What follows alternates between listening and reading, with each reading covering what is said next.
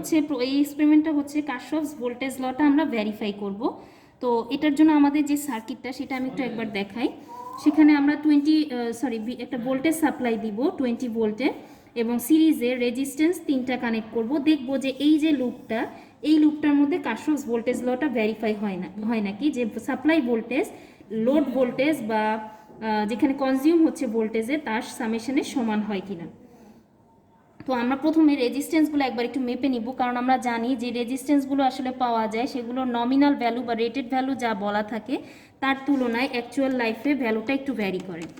So এখানে আমরা ohm মোডে নিলাম, এই মাল্টিমিটারটাকে ওহম মোডে নিলাম। নেওয়ার পরে এই যে রেজিস্ট্যান্সটাকে বসালাম তার দুই মাথায় আমরা ধরবো। ধরার পর ভ্যালুটা আসতেছে হচ্ছে আমাদের 4.7 কিলো ওহম। আমাদের পাওয়ার কথা 4.7, পেলামও 4.7। সো এটা খুব ভালো একটা রেজিস্ট্যান্স বোঝা যাচ্ছে। আমরা এটা ভ্যালুটা, অ্যাকচুয়াল ভ্যালুটা এখানে লিখে রাখতেছি 4.7 কিলো ওহম। আচ্ছা, এরপরে আমরা যেটা করব, 2.2 নমিনাল ভ্যালুর একটা রেজিস্ট্যান্স আমরা কালেক্ট করেছি, সেটা আমরা একটু বসাবো।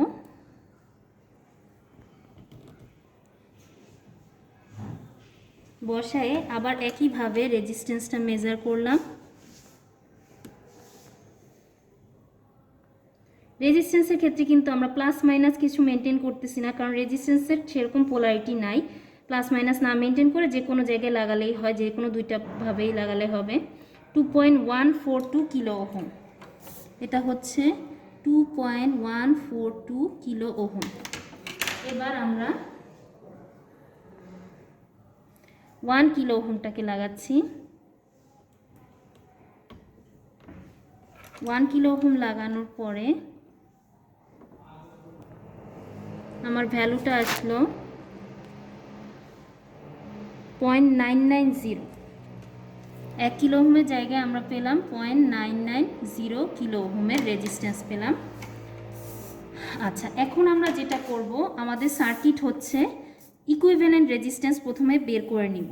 ইকুইভ্যালেন্ট রেজিস্ট্যান্স বের করার জন্য সোর্সটাকে, আমাদের মেইন সার্কিটের সোর্সটাকে কানেক্ট করব না, জাস্ট সিরিজে একটার পর একটা রেজিস্ট্যান্স কানেক্ট করব। যে এই দুই মাথার অ্যাক্রসে মাল্টিমিটার লাগায় ওহম মিটার মোডে আমরা ইকুইভ্যালেন্ট রেজিস্ট্যান্সটা পাবো।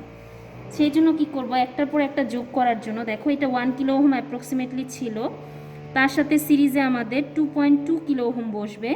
সেই জন্য এই বরাবর শর্ট সার্কিট, যেহেতু আমরা এক বরাবর ওদের দুইটা পাকে একই পয়েন্ট বরাবর বসালাম, এই পাটাকে অন্য একটা পয়েন্টে বসালাম।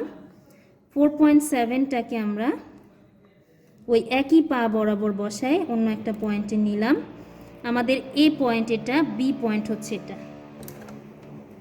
এবার এ পয়েন্টে ধরলাম, বি পয়েন্টে ধরলাম,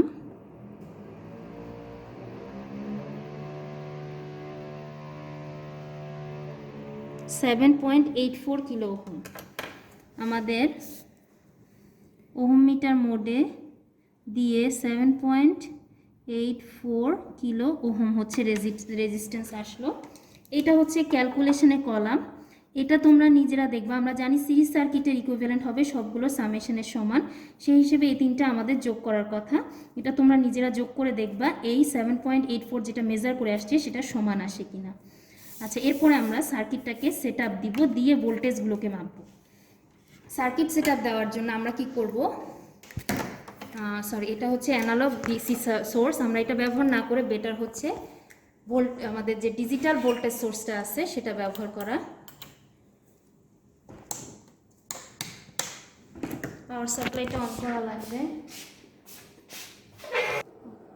আমরা ডিসি পাওয়ার সাপ্লাইটা অন করলাম, এই যে পাওয়ার অনের বাটন ছিল এটা দিয়ে আমরা অন করলাম। করার পরে একটু খেয়াল রাখতে হবে, এটা তোমাদের মনে থাকে না, এখানে আউটপুট লেখা বাটনটা প্রেস না করলে কিন্তু কোনো ভোল্টেজ আসবে না, এটা আমাদের প্রেস করে নিতে হবে। রেডটা কিন্তু জ্বলতে হবে, সব সময় দেখতে হবে, এটা যদি জ্বলে তাহলে আমরা রেজাল্টটা পাবো, এখানে আউটপুটটা পাবো বা ভোল্টেজ একটা আমাদের আসবে। আমাদের সেট করতে হবে, এইখানে 19.9 ভোল্ট দেখাচ্ছে, আমাদের সেট করতে হবে, আমরা দেখছিলাম আমাদের সার্কিটটাতে 20 ভোল্ট সেট করতে হবে। সেটা সেট করার জন্য ভোল্টেজ যে ভ্যারি করব তার নব হলো দুইটা আমাদের কাছে অ্যাভেলেবেল, একটা হচ্ছে ফাইন লেখা আর একটা হচ্ছে কোর্স লেখা। আমি যদি জাম্প করে ভোল্টেজ চেঞ্জ করতে চাই, লাইক 19.5 থেকে 20তে আনতে চাই, তখন আমরা কোর্সটা ভ্যারি করব, কিন্তু খুব সামান্য পরিমাণ ভ্যারির জন্য 19.7 থেকে 19.8-এ আনার জন্য আমরা ফাইন পয়েন্টটা, খুব ছোট ছোট ঘর চেঞ্জের জন্য আমরা এই ফাইন নবটাকে ঘোরাবো। সো আমরা এটা একটু চেঞ্জ করি, বেশি হয়ে যাচ্ছে। ওকে, 20 ভোল্টে আমরা সেট করলাম। এবার আমরা সার্কিটে আবার ব্যাক করি। সার্কিটে আমাদের এই 2 পয়েন্ট এ আর বি পয়েন্টের অ্যাক্রসে আমাদের ভোল্টেজটা সোর্সটা লাগানোর কথা। এই বরাবর শর্ট সার্কিট কিন্তু ব্রেডবোর্ডে আমরা জানি অলরেডি। আমি এখানে কানেক্ট করলাম পজিটিভ লাগানোর জন্য সোর্সের, বি পয়েন্টে আমি কানেক্ট করলাম নেগেটিভটা লাগানোর জন্য এই বরাবর। এবার আমি সোর্সের, দেখো এই লাল সোর্সে আমাদের এখানে লেখা আছে পজিটিভ, এখান থেকে আমি পজিটিভের তারটা নিয়ে আসলাম। সোর্সের এখানে লেখা নেগেটিভ, এখান থেকে আমি নেগেটিভটা নিয়ে আসলাম। পজিটিভ থেকে এনে আমি পজিটিভে লাগালাম, নেগেটিভে আমি নেগেটিভটা লাগাবো। ওকে, এবার সোর্স আমাদের কানেক্ট হয়ে গেল। 20 ভোল্টের একটা সোর্স আমাদের এটা অ্যাক্রসে আসছে। আমি একেবারে একটু শিওর হওয়ার জন্য যেটা করব, সোর্সের ভোল্টেজটা আরেকবার একটু মেপে নিব, কারণ ওখানে ডায়ালে অনেক সময় 20 ভোল্ট দেখালো, অ্যাকচুয়ালি 20 ভোল্ট এসে পৌঁছায় না। সো আমরা এটাকে ভোল্ট মিটার মোডে নিলাম, মাল্টিমিটারটাকে নিয়ে। এবার কিন্তু প্লাস মাইনাস আমাদের মেনটেন করতে হবে। আমরা জানি ভোল্টেজ সোর্সে কিন্তু প্লাস মাইনাস আছে ডিসি সোর্সে। সো আমি পজিটিভটা সোর্সের পজিটিভের সাথে লাগালাম, নেগেটিভটা সোর্সের নেগেটিভের সাথে লাগালাম। আমাদের অ্যাকচুয়াল ভোল্টেজ যেটা দেখাচ্ছে 20.05 ভোল্ট, এটা হচ্ছে 20.05, ওকে 20.05 ভোল্ট সাপ্লাই। আমি এটা এখানে লিখে রাখছি, আমাদের সাপ্লাই ভোল্টেজ ইকুয়াল টু আসছে 20.06 ভোল্ট। ওকে, এখন আমি অন্যান্য ভোল্টেজগুলো মাপবো, যাতে এটা প্রুফ করতে পারি যে সোর্স ভোল্টেজটা আমাদের টোটাল ভোল্টেজ ড্রপ যেখানে হচ্ছে ভোল্টেজ তার সামেশনের সমান হচ্ছে। সো ড্রপ কোথায় হবে? 3টা রেজিস্ট্যান্সের অ্যাক্রসে ড্রপ হবে। এই জন্য আমি এক একটা ভোল্টেজ মাপবো।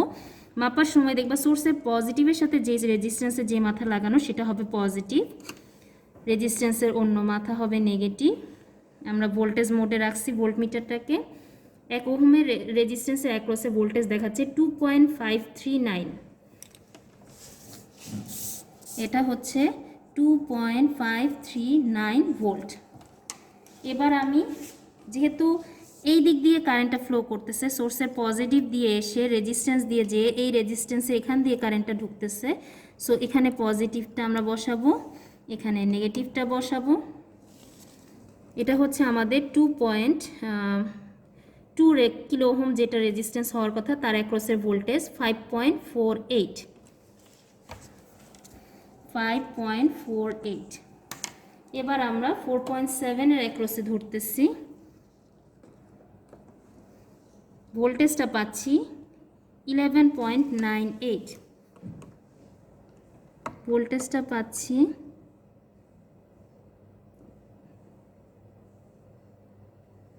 11.98-এর মতো, 11.98। আচ্ছা, এখন আমরা দেখব V1 plus V2 plus V3 সমান কত।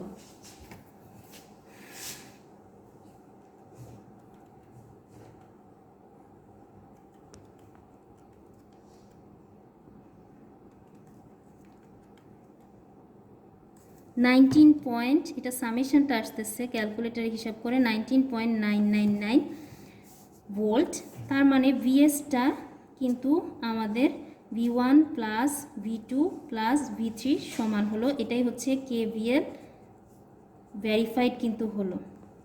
সামান্য কিছু ডিসক্রিপেন্সি দেখা যায়, কারণ মেজারমেন্টে যে ডিভাইসগুলো ব্যবহার করি সেগুলো হয়তো 100% অ্যাকুরেসি দিতে পারে না, দশমিকের পরে সব সংখ্যা কিন্তু আমরা নিতে পারছি না। আরেকটা জিনিস আছে, আমরা যেই সময় এই ভোল্টেজটা মাপছি অন্যান্য V1 V2 নিতে কিন্তু 1 সেকেন্ড হলেও আমাদের দেরি হচ্ছে বা 2-3 মিনিট দেরি হচ্ছে, যার কারণে সোর্সটা হয়তো সেই মুহূর্তে সামান্য চেঞ্জ হয়ে যাচ্ছে।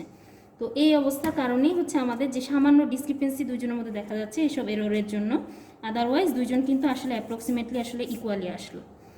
আচ্ছা, এখন আমরা একটু ক্যালকুলেশন করব।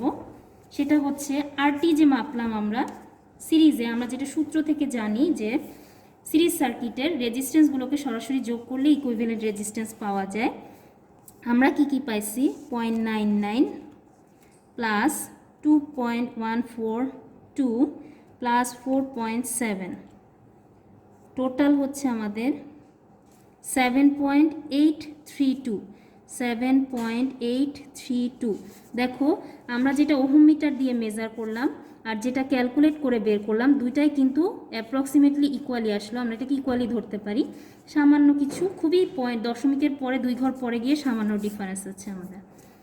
আচ্ছা, এখন আরেকটা জিনিস হচ্ছে আমরা জানি ভোল্টেজ ডিভাইডার রুল, যেটা আমরা দেখে আসছি একটু আগে। সেখানে আমরা একটা ভোল্টেজ, একটা রেজিস্ট্যান্সের অ্যাক্রসের ভোল্টেজটা পেতে পারি ওইটার ওই ব্রাঞ্চের বা ওই resistance divided by equivalent resistance into supply voltage, এই সূত্রটা দিয়ে পেতে পারি। এটাকে আমরা ভোল্টেজ ডিভাইডার রুল বলতেছি। এটা হোমস ল এবং কারশফস ভোল্টেজ ল থেকে ক্যালকুলেট করে এই পর্যায়ে আমরা আসি। আমরা দেখব এটা ঠিক আছে কিনা, এই সূত্রটা অনুযায়ী V1 যেটা পেলাম সেটাই পাই কিনা, V1 যেটা মেজার করে পেলাম ক্যালকুলেট করেও সেম পাই কিনা। তো সূত্রে আমরা বসাই 0.99 আর আরটি হচ্ছে 7.832 ইন্টু VS হচ্ছে 20.06 ভোল্ট। এখান থেকে আমার আসতেছে রেজাল্ট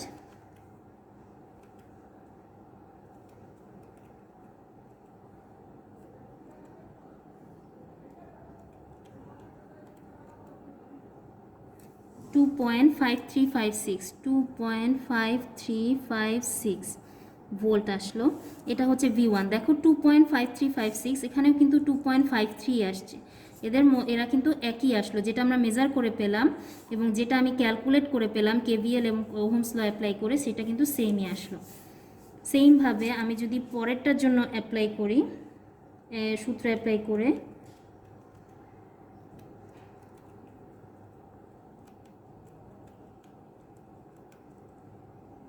আমাদের রেজাল্ট আসছে 5.4862। আমাদের কিন্তু মেজার করেও সেম রেজাল্টটাই আসছে।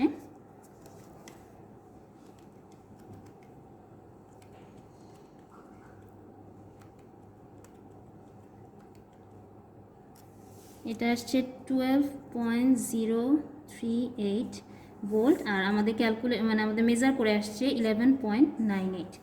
সো ভিডিআর থেকেও আমরা দেখলাম যে আসলে আমাদের যে ভোল্টেজটা আমরা প্রেডিক্ট করছিলাম সেই ভোল্টেজটাই আমরা মেজার করে পাইছি।